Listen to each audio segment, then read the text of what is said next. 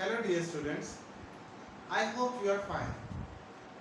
In this video lecture, we are going to study our novel Goodbye Mr. Chips. Today we will start chapter number 3 and this is lecture number 11. We are on page number 6. As we start chapter number 3, we will deal today first long paragraph.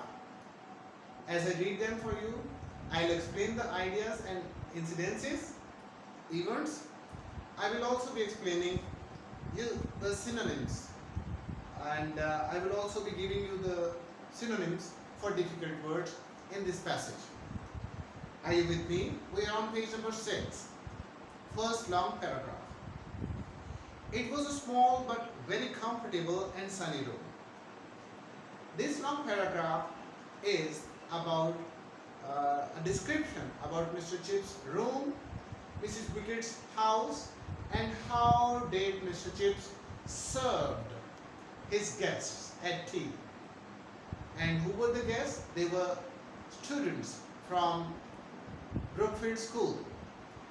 We will also study in this paragraph what are the things Mr. Chips used to do in his retired life.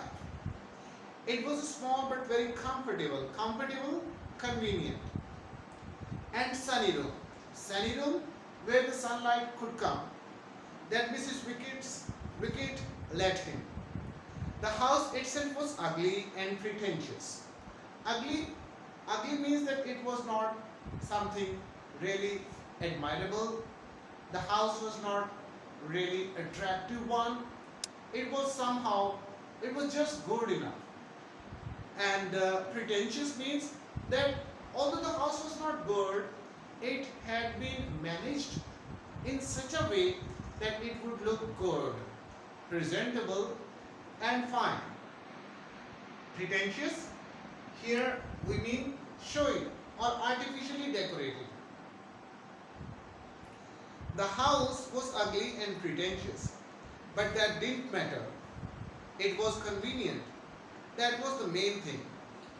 Mr. Chips did not want a very good room, or he did not want to go to a well-furnished room. All what mattered for him the most was his convenience. So the room and the house was convenient. In the lines to come, we will see why this room was convenient for Mr. Chips. For he liked if the weather was mild enough, favorable. It was fine. For he liked if the weather were mild enough to stroll across to the playing fields in the afternoon. Stroll, walk in a pleasurable manner. He would leave the house, he would walk and go to the play fields right in front of his house in the afternoons and watch the games. He liked to smile and exchange a few words with the boys when they touched their caps to him. And who are these boys? These boys are students of Brookfield School. He made a special point of getting to know all the new boys.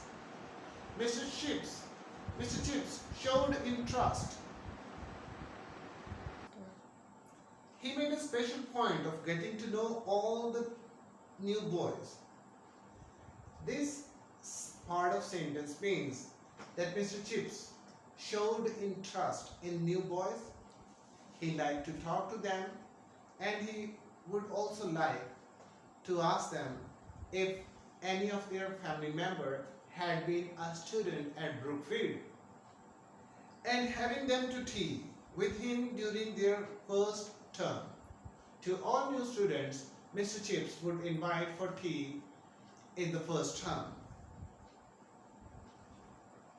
He always ordered a walnut cake with pink icing from Redaway's.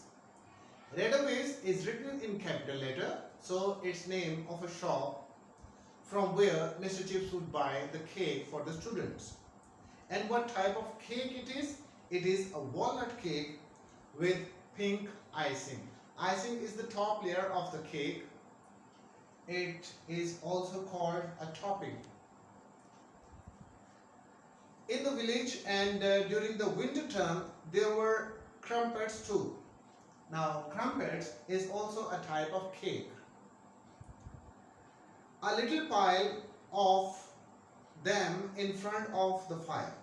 Students are sitting in the winter in front of the fire, and in front of every student there is cake, walnut cake and crumpets soaked in butter.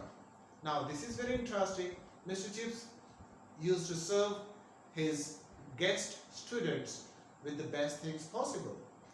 He would offer them cake and crumpets soaked in butter. It means that both of these articles, edible articles, are dipped in the butter.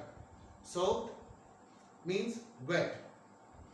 So that the bottom one lay in the little shallow pool. The last part, the bottom part of the cake chunk is dipped in the butter. His guests found it fun to watch him make tea, mixing careful spoonfuls from different caddies. Caddies means little containers. Maybe there is sugar in those containers, or maybe there are some other articles. Mr. Chips would stand and he would prepare tea for the students, taking little bits from every caddy and putting it into the cups for the students. And he would ask the new boys where they lived and if they had family connections at Brookfield. This is how Mr. Chips is trying to make the new students comfortable with him and comfortable at Brookfield. He would ask the students if any one of their family members had been part of Brookfieldian school life. And he would ask the new boys where they lived and if they had family connections at Brookfield. He kept watch to see that their plates were never empty.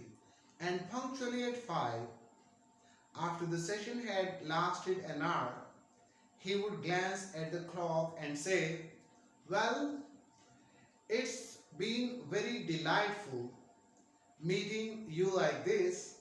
I'm sorry you cannot stay." Right at 5 o'clock, Mr. Chips, as a punctual old man, would request them to leave because the time had ended and there must be time for some school or boarding activity for the students, and they must leave this tea session. And he would smile and shake hands with them in the porch. Porch is the outer extended side of a house, outside a house. He would take them outside the house, would shake hand with them, leaving them to race across the road to the school with their comments. Boys would leave Mr. Chips and they would go back to the school. They almost always commented about the tea, talking to each other, going towards the school. "Decent old boy, Chips, gives you a jolly good tea anyhow, and you do not know when he wants you to push off." To push off means ask to leave. Boys are commenting that he is a good old man, offers you a very good tea, but you never know when would he ask you almost certainly to leave and go back. This is for today. I hope you enjoyed the lesson. Thank you very much. Have a very nice time.